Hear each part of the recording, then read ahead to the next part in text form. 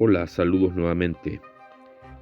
En este video quiero hacer algunos comentarios y presentar un poco el trasfondo espiritual arquetípico de lo que está ocurriendo en este momento en el conflicto de Rusia y Ucrania. Muchos han hablado sobre el trasfondo económico con respecto al Foro Monetario Internacional y sus líderes y actores quienes estarían tras esta jugada, como la protección, el amparo de parte de la comunidad internacional para Ucrania sería como la puerta de entrada hacia un nuevo mundo, un nuevo orden, una nueva forma de ver a los países.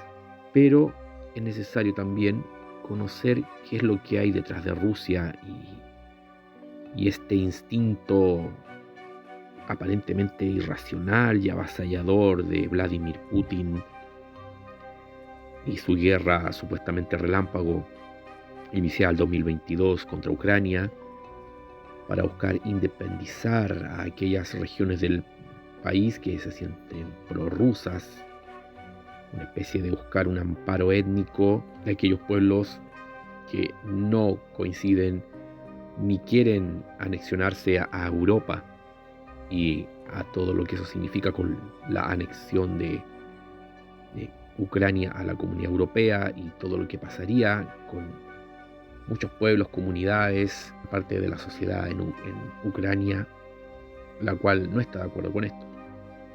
Ahora, viéndolo como un hecho muy sin tomar ningún bando, podemos decir que hay una fuerza, digamos, poderosa, ultranacionalista en Vladimir Putin. Y queremos hablar un poco de quiénes son los actores que están detrás de esta fuerza, de este poder de avance, de sus fundamentos. ¿Para qué? Para poder comprender cuál es la cara real del polo, de uno de los polos que está actuando en estos momentos en esta guerra, que tiene mucho que ver con ideologías profundas y ya largamente incubadas en Oriente y por pensadores, digamos, que rayan en lo místico, que estarían detrás de Vladimir Putin. Si se dan cuenta, Rusia siempre ha marcado el compás de la historia. En todo momento, a través de la historia, Rusia parece ir, digamos, formando y transformando Occidente. Ya lo tenemos con su activa participación en la Segunda Guerra Mundial, derrotando al Tercer Reich y también haciendo socavar las fuerzas de Napoleón, con el llamado General Invierno, cuando Napoleón quiso conquistar Moscú y no lo logró por el invierno. Y así también donde nace, se gesta y germina lo que hemos conocido como el comunismo, o las ideas marxistas y todos sus derivados toman muchísimo poder y fuerza, y cómo el mundo se ve amenazado después de la Guerra Fría, en los años 50, con la cortina de hierro.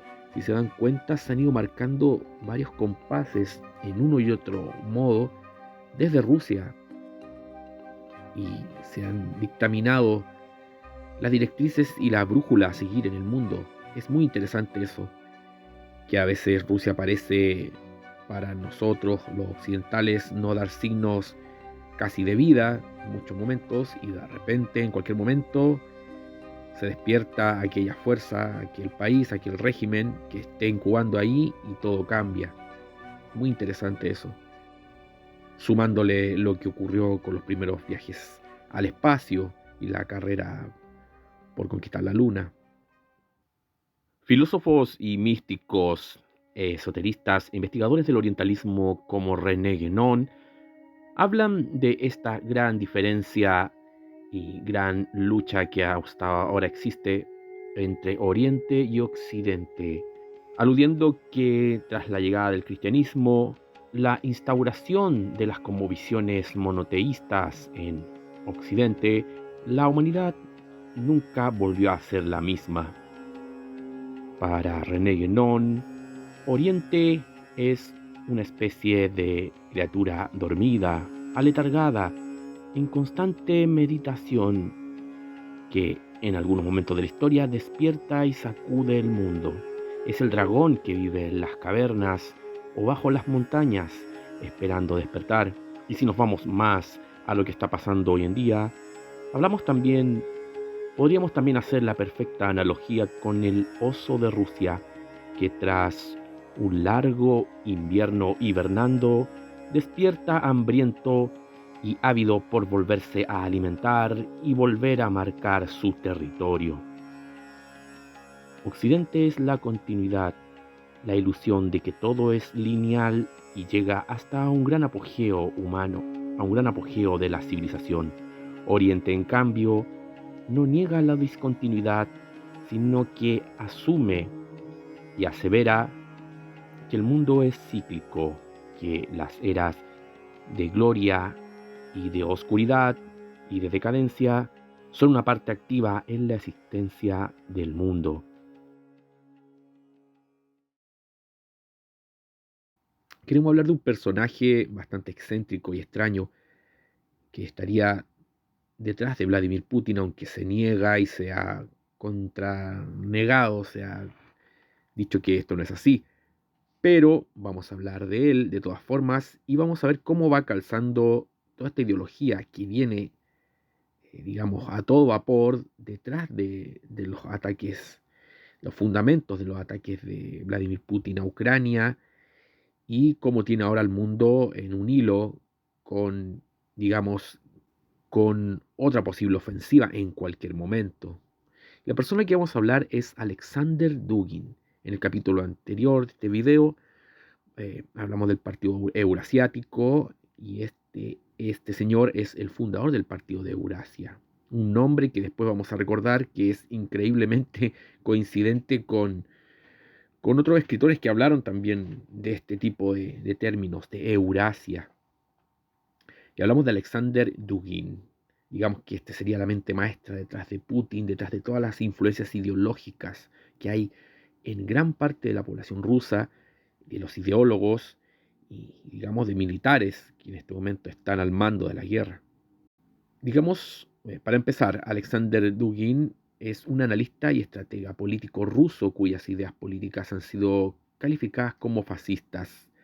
Se, report- Se reporta que mantiene estrechos vínculos con el Kremlin y el ejército ruso, aunque esto se ha puesto en duda y se ha descrito como una figura marginal con una influencia limitada. Fue asesor del presidente de la Duma estatal, o sea, la Cámara Baja del Parlamento ruso. El presidente fue asesor del presidente Gennady Seleznov y de un destacado miembro del partido gobernante de Rusia Unida, Sergei Nariskin. Dugin fue el principal organizador del Partido Nacional Bolchevique, del Frente Nacional Bolchevique y del Partido de Eurasia. Es autor de más de 30 libros, entre ellos Fundamentos de la Geopolítica y otro llamado La Cuarta Teoría Política que veremos más adelante. Dugin nació en Moscú, en el seno de una familia de un coronel general de la inteligencia militar soviética y candidato de ciencias jurídicas, Yeline Alexandrovich Dugin, y de su esposa Galina, doctora y candidata a ciencias médicas. Su padre abandonó a la familia cuando él tenía 3 años, pero se encargó de que tuvieran un buen nivel de vida y ayudó a Dugin a librarse de problemas con las autoridades en algunas oportunidades. En el 83 fue trasladado al servicio de aduanas debido al comportamiento de su hijo. En el 79, Alexander ingresó al Instituto de Aviación de Moscú, pero no se graduó y tuvo que realizar cursos de correspondencias en otra universidad. Luego obtuvo un máster en filosofía y finalmente 2 doctorados, uno en sociología y otro en ciencias políticas. En 1980, Dugin se unió al Círculo Yushinsky, un grupo disidente de vanguardia que se interesaba por el satanismo y otras formas de ocultismo. En el grupo era conocido por su adhesión al nazismo. En él atribuye a una rebelión contra su crianza soviética, en contraposición a una auténtica simpatía por el líder alemán Adolf Hitler, según sus palabras. Adoptó un alter ego de nombre Hans Sieber, en referencia a Wolfgang Sieber, un infame investigador nazi de lo paranormal, creador de la sociedad Ahnenerbe, quien fue colgado en los juicios de Nuremberg por crímenes contra la humanidad. Estudiando por su cuenta, aprendió a hablar italiano, alemán, francés y inglés, también a hablar español. También descubrió los escritos del místico ultranacionalista y esoterista Julius Evola en la Biblioteca Estatal de Lenin. Adoptó las creencias de la escuela tradicionalista. Los primeros años de activismo en los 80, Dugin era disidente y anticomunista. Trabajó como periodista antes de involucrarse en la política justo antes de la caída del comunismo. En 1988, él y su amigo Heydar Yemal se unieron al grupo nacionalista Pamjat, que más tarde daría lugar al ascenso del fascismo ruso. Ayudó a redactar el programa político del recién fundado Partido Comunista de la Federación Rusa bajo el liderazgo de Gennady Zyuganov. Dugin publicó Fundamentos de Geopolítica en 1997. Esta obra se ha utilizado como libro de texto en la Academia del Estado Mayor del Ejército Ruso y ha sido un detonante de alarma a los politólogos de Estados Unidos, quienes se refieren a dicho libro como el destino manifiesto y último de Rusia. También en 1997 su artículo Fascismo sin fronteras y rojo proclamó la llegada a Rusia de un fascismo genuino, verdadero, radicalmente revolucionario y consecuente.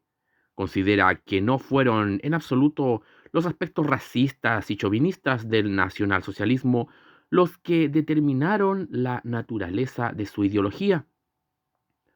Los excesos de esta ideología en Alemania son un asunto exclusivo de los alemanes, mientras que el fascismo ruso es una combinación del conservadurismo nacional natural con un deseo apasionado de verdaderos cambios.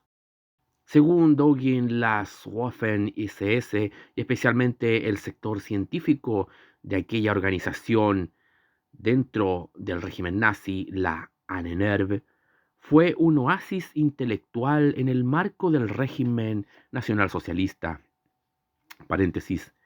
La llamada Ahnenerbe fue una organización que buscaba los orígenes genéticos, ancestrales, culturales de la llamada raza aria, y esto los llevó a viajar por casi todo el mundo buscando estos fundamentos arqueológicos, llegando hasta buscar las ruinas de Tiahuanaco, cerca de aquí en Bolivia, también todo lo que es Siberia, hasta el Tíbet.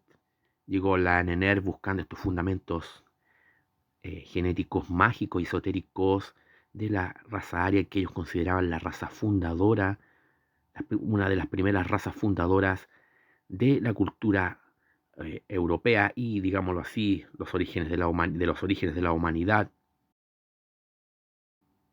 Continuamos.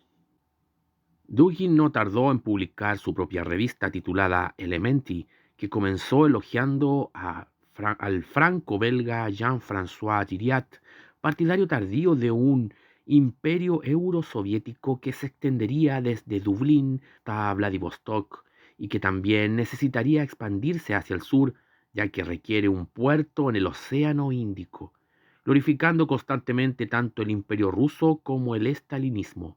Elementi también indicó su admiración por el ya mencionado Julius Evola, que fue un filósofo, poeta, pintor teórico de la conspiración antisemita, esoterista y ocultista italiano, que se le ha escrito como un intelectual fascista y un tradicionalista radical, antiliberal, antidemocrático y antipopular de su época.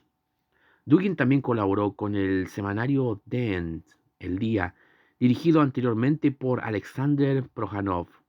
En aspectos ideológicos, Dugin desaprueba el liberalismo y Occidente, en particular la hegemonía estadounidense. Afirma que estamos del lado de Stalin y de la Unión Soviética. Se define como un conservador y dice: nosotros los conservadores queremos un Estado fuerte y sólido, queremos orden y una familia sana, valores positivos, el refuerzo de la importancia de la religión y de la iglesia en la sociedad. Y añade: queremos una radio y una televisión patrióticas, expertos patrióticos, clubes patrióticos, queremos medios de comunicación que expresen los intereses nacionales. Según Marlene Laruelle, que es una historiadora y politóloga francesa especialista en el estudio de Rusia y Asia Central. El pensamiento de Dugin es el principal fabricante de un fascismo a la rusa. Podría describirse como una serie de círculos concéntricos con ideologías de extrema derecha y nacionalismos sustentados en diferentes tradiciones políticas, filosóficas y esotéricas, como el nazismo esotérico, el tradicionalismo, el perennialismo, la revolución conservadora alemana y la nueva derecha europea, como su columna vertebral. Dugin apoya el pensamiento de Martin Heidegger, en particular el concepto geofilosófico del Dasein, un concepto ambiguo y difícil para aquellos no entendidos en la filosofía de estas últimas décadas. Dasein como el ser en el mundo, el ser arrojado en el mundo. La ontología como primera consecuencia para decidir el destino humano, como un ser que ha sido arrojado abruptamente en el mundo y debe abrirse paso en un lugar que muchas veces le es extraño a sí mismo. Según Dugin, las fuerzas de la civilización occidental liberal y capitalista representan lo que los antiguos griegos llamaban ibris, que es un concepto griego que puede traducirse como lo desmesurado, el orgullo y la arrogancia. No hace referencia a un impulso irracional y desequilibrado, sino a un intento de transgresión de los límites impuestos por los dioses a los hombres mortales y terrenales. En la antigua Grecia aludía a un desprecio temerario del espacio personal, ajeno, unido a la falta de control de los impulsos propios, siendo un sentimiento violento inspirado por las pasiones exageradas, consideradas enfermedades por su carácter irracional y desequilibrado, más concretamente por Ate, la diosa de la fatalidad, o furia o el orgullo, como reza el famoso proverbio antiguo erróneamente atribuido a Eurípides: aquel a quien los dioses quieren destruir, primero lo vuelven loco. Dugin habla de este hubris, esta desmesura, este descontrol de los límites por abarcar la existencia, la forma esencial del titanismo, esta forma antiideal que se opone al cielo como cielo en tanto forma ideal en términos de espacio, tiempo y ser. En otras palabras, Occidente resumiría la revuelta de la Tierra contra el cielo, a lo que llama el universalismo atomizador de Occidente. Dugin contrapone un universalismo apofático, expresado en la idea política de un imperio, los valores de la democracia, los derechos humanos, el individualismo y etcétera, son considerados por él no como universales, sino como exclusivamente occidentales, destructivos y enajenadores de toda cultura que quiera conservar su existencia a través de la historia. Recordando lo que vimos en el capítulo anterior de esta serie, donde presentamos los dibujos en la nieve, los glifos hechos en la nieve por Simon Beck, podemos encontrarnos con algo realmente curioso, y es que la portada del libro de Dugin, Cuarta Teoría Política, publicado alrededor del año 2009, es muy parecida en sus elementos a lo que Simon Beck dibujó en la nieve en Siberia en 2015, en plena guerra de el Donbass. Como vemos, hay arquetipos que han empezado a tomar forma, hay cargas que han empezado a prepararse para este choque de ideologías, este choque de civilizaciones, este choque de mundos prácticamente opuestos, librando el caos y el renacimiento de una nueva era que, como ya sabemos, posiblemente no sea ni lo uno ni lo otro, ni siquiera tenga el conservadurismo extremo de Rusia y parte de Oriente, ni menos el sentido liberal progresista de Occidente, sino quizás algo nuevo, algo que los chinos en este momento saben muy bien, una especie de compensación, de equilibrio de fuerzas y equilibrio entre ganancia y pérdida para formar un estado totalitario que sea totalmente represivo en lo individual, pero también permisivo en lo económico, algo que se viene gestando hace mucho tiempo, en el cual los líderes mundiales, todos al unísono, parecen estar esperando que esto pase para instaurar esta nueva forma de ver el mundo, juntando lazos cada vez más poderosos con China. ¿Será este una antesala donde no habrá ni perdedores ni ganadores de ambos bandos? ¿Qué ocurrirá con esta guerra que en parte también es una guerra mágica, una guerra del inconsciente colectivo? Eso lo iremos viendo en el siguiente capítulo. Saludos.